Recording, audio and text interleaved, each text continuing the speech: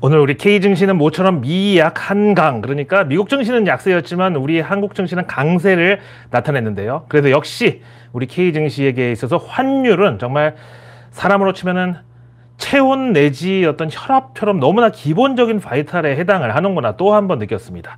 이미 이제 한일 통화 스와프는 체결이 돼 있는데 어젯밤에 이제 G20 재무장관 회담장에서 만난 한일 재무장관이 함께 공동 성명으로 달러 가치의 급격한 상승, 즉 우리 입장에서는 원달러 환율 급등에 대해서 바람직하지 않다, 이렇게 뜻을 모아가지고 한마디로 투기 세력들한테 옐로 카드를 날렸죠. 그러자마자 오늘 바로 환율이 1370원대로 추락해버렸습니다.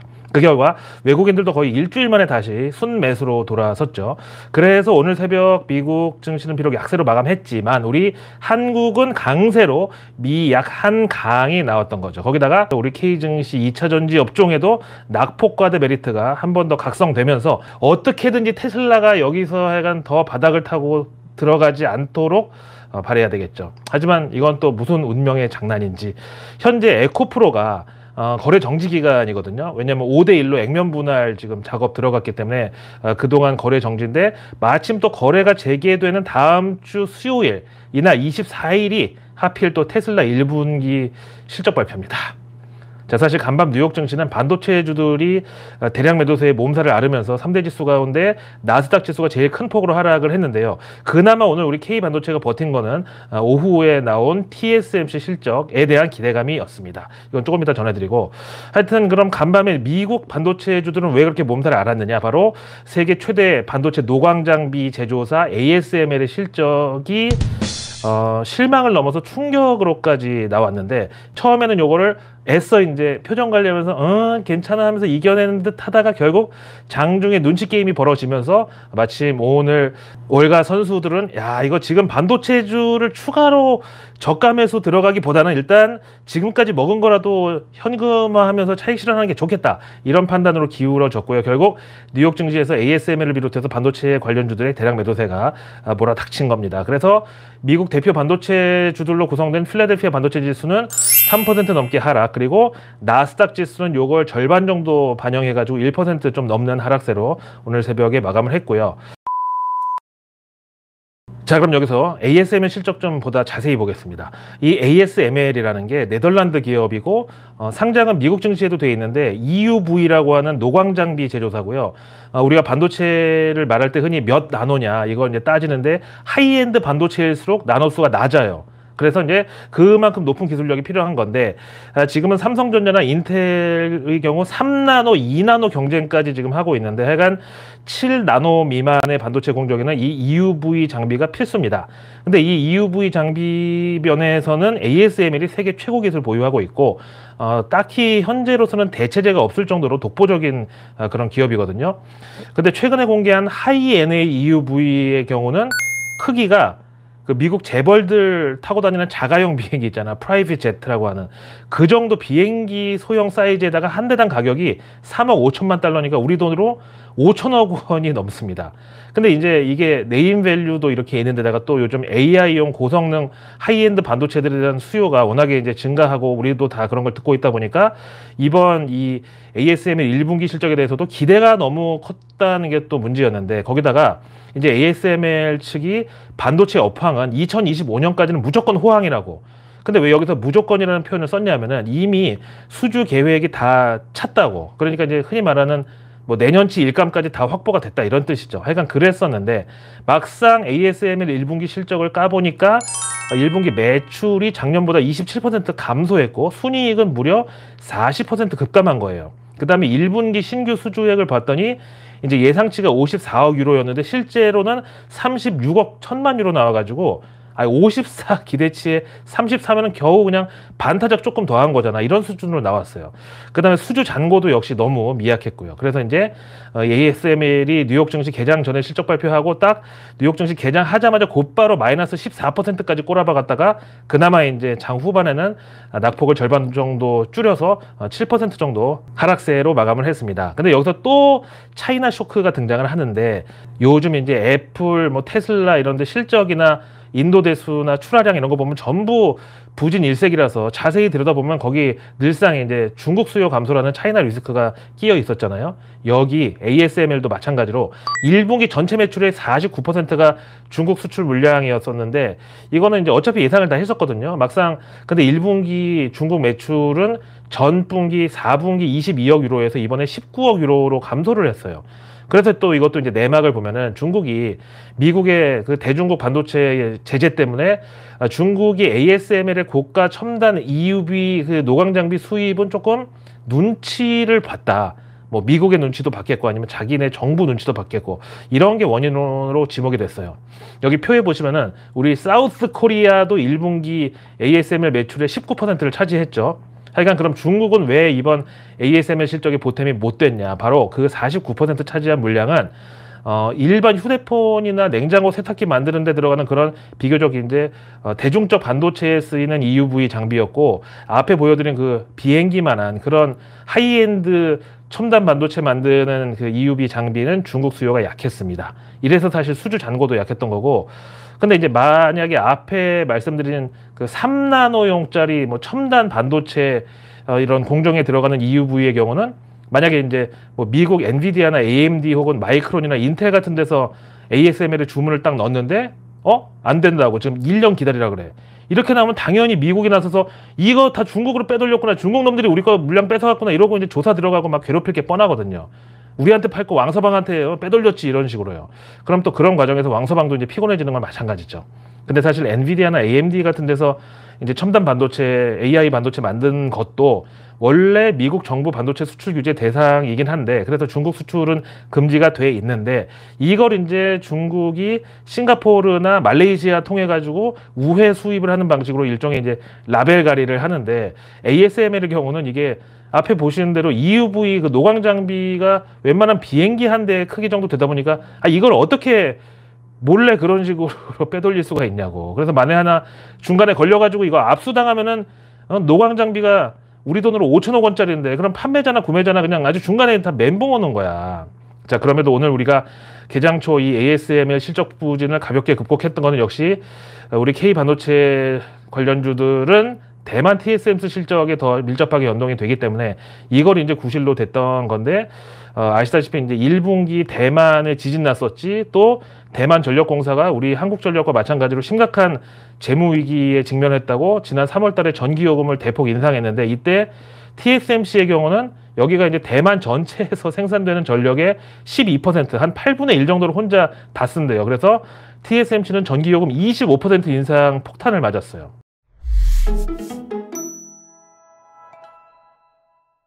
자, 이런 와중에 오늘 우리 장 막판에 실적 발표한 대만 TSMC의 경우 이거를 또 예상치 상회로 장식하네요. 진짜 워런 버핏은 배가 아파서 오늘 밤에 이제 복통으로 막 잠을 설칠 수 있을 것 같은데 아시다시피 워런 버핏이 이 TSMC를 재작년에 매수 들어갔다가 작년 초에 그러니까 한 6개월 만에 팔았는데 물론 당연히 이제 익절이긴 하지만 당시 이제 지정학적 리스크를 빌미로 그렇게 정리를 한 건데 아마 나름대로는 뭐 무릎에 사서 어깨 정도에 팔았다고 생각했을 거예요. 근데 이번에 보니까 어깨에 팔았지만 사실 기린이었다. 그래서 어깨 위로 몸통에 1.5배가 더 있었다. 뭐 이런 거죠.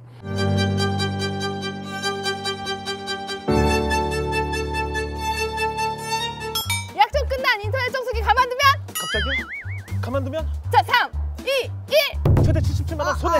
그럼 손해 안 보려면? 인터넷 가전렌탈 대리점 아정당에 전화해야지. 인터넷 TV 최대 47만 원, 정수기 최대 30만 원. 둘 다 바꾸면? 최대 77만 원. 설치 당일 받을 수가 있어. 본사랑 요금은 똑같은데 새 제품 받지. 법이 정한 지원금까지 챙길 수 있는데 안 할 이유가 없어. 그럼 전화 상담 시간은? 1년 365일 밤 10시까지. 핸드폰도 쓰던 번호 그대로 개통 가능해. 그럼 아정당 유튜브 20만 구독하면? 100만 원 상당 최신폰 증정 이벤트 참여 가능. 정답! 인터넷 정수기 알뜰폰은? 정당하게 받자. 아정당! 런하 반갑습니다. 오늘은 또 여름 날씨네. 오늘 하루에만 샤워를 4번이나 한 런던 고라니. 이게 영어로 워터 디어래. 그러니까 물을 좋아하는 건가?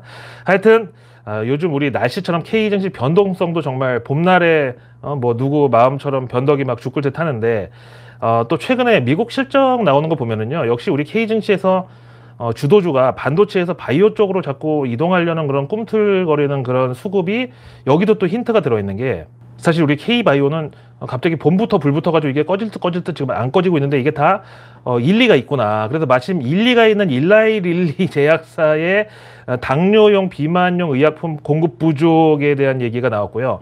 일라이 릴리 측에서 직접 고객들한테 호소를 하면서 2분기까지는 병목 현상에 따른 공급 차질에 대해서 이해를 해달라 이렇게 읍소를 했어요. 그 다음에 또 노보노 디스크 있죠. 그 일론 머스크를 비롯해서 헐리우드 셀럽들의 비만 치료제 위고비 만드는 여기도 5개 제품 라인에서 1개 라인만 정상적으로 공급되고 있고 나머지 제품들은 역시 공급이 딸린다는 거예요. 반면에 앞에 전해드린 ASML 실적에서 봤다시피 반도체는 야 이것도 지난 코로나 때 그 삼성전자처럼 잠깐 슈퍼사이클이라고 해가지고 한두 분기 반짝했다가 또 한 3년 공급 과잉 걸려 들어가지고 알아놓는 거 아니냐 이런 불안감이 슬슬 이제 고개를 들고 있다는 거죠.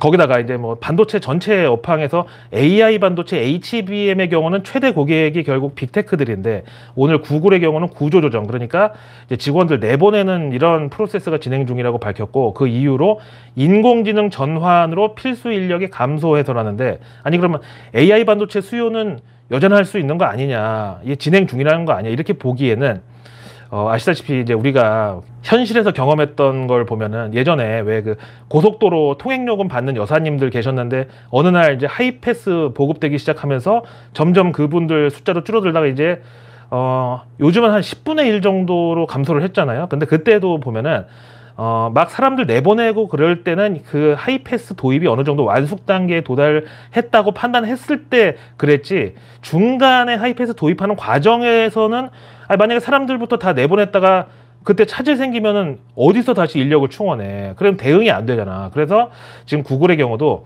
이런 인공지능으로의 전환이 거의 마무리 단계에 들어간 거 아니냐. 그래서 이제 최종적으로 봐서 진짜 불필요한 인력들을 이제야 자신 있게 구조조정하는 게 AI 도입에 있어서 어떤 성숙기에 접어들지 않았냐. 그러면 이제 또 반도체 수요는 어쩌냐 이거죠.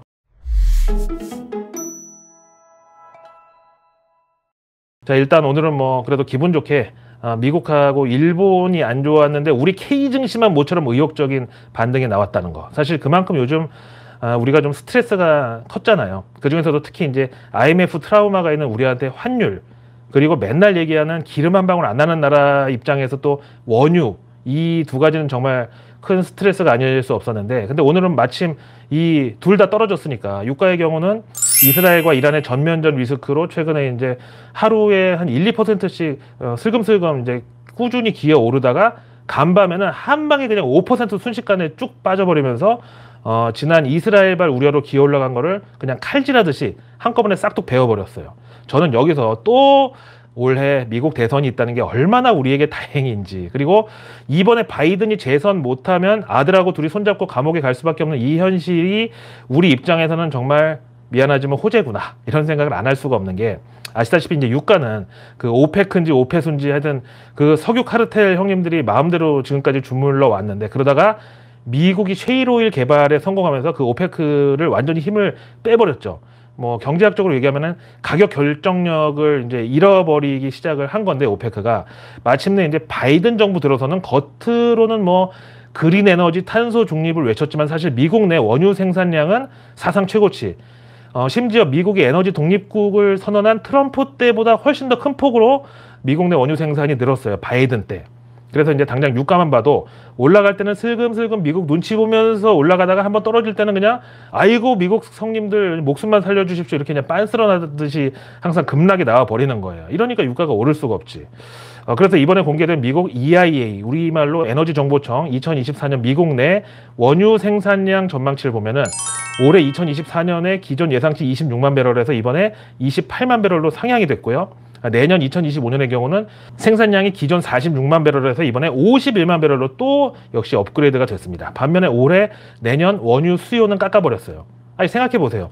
원유 수요는 줄고 생산은 늘어나는데 어떻게 유가가 장기로 우상향하고 오른다는 가정을 할 수가 있겠냐고요. 거기다가 세계 최대 원유 소비국 중국이 지금 부동산 부채 발목 잡혀가지고 GDP가 4자냐 5자냐 이 사이에서 방황하고 있는 데다가 사우디 같은 또 중동 산유국들도 친환경 에너지 전환 준비하고 또 거기다가 올해 이제 어느 시점에서부턴가 이제 야, 러우 전쟁이 이제 올해는 넘기지 않겠지. 올 겨울 3번의 겨울까지 날 정도 일인가? 그래서 만약에 이제 뭐 겨울 되기 전에 러우 전쟁이 끝나면 또 전쟁 재건 비용 마련한다고 러시아하고 우크라이나 원유 미친 듯이 퍼올릴 텐데 그럼 어떻게 유가가 오른단 말이냐고요. 그러니까 바이든은 미국 소비자 물가를 잡기 위해서라면 이 국제 유가만 컨트롤해도 된다는 걸 알고 있기 때문에 지금 사력을 다해서 뒤로는 저렇게 미국 내의 원유 생산량 늘리면서 오페크 놈들이 그 예전 70년대 오일 쇼크 때처럼 깡패짓 못하도록 지금 열심히 지금 앞뒤로 음양으로 활약하고 있습니다. 이렇게 전 세계 기축통화국 미국의 대통령이 정말 찐으로 진심으로 선거운동 차원에서 유가 때려잡는 거는 저도 처음 봤어요.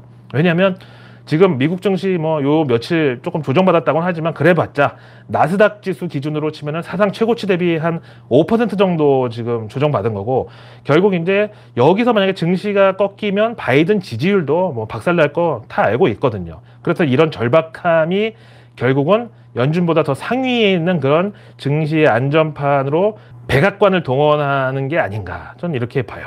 그러나 월가의 로직은 우리 생각처럼 그렇게 단순하지가 않습니다. 거기는 매일 그것도 실시간으로 하루 24시간 분초 단위로 계속 청팀 홍팀으로 나눠가지고 막 줄다리기를 왔다 갔다 하는데 그러니까 쉽게 말해서 금융시장에서 상승하든 하락하든 둘 다 돈을 먹는 포지션이 다 구축이 돼 있어요.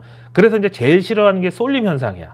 지금 월가에서 뭐 미국 증시 사상 최고치라고 해서 막 보너스 잔치 벌이고 매일매일 축제 분위기일 것 같죠? 이번 1분기 월가 금융사들 실적 보세요. 사실 지난 서브프라임 직후나 아니면 코로나 직후 아니면 코로나 때 막 증시 박살났을 때 그때보다도 오히려 수익이 별로야.